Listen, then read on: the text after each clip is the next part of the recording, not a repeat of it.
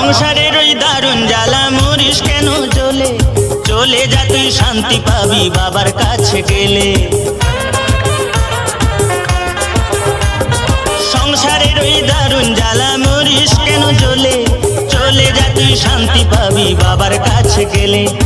একদেশ্বরে চলে যাবি রে, সেখানে ঢালতে হবে শুশুনিয়ার জল।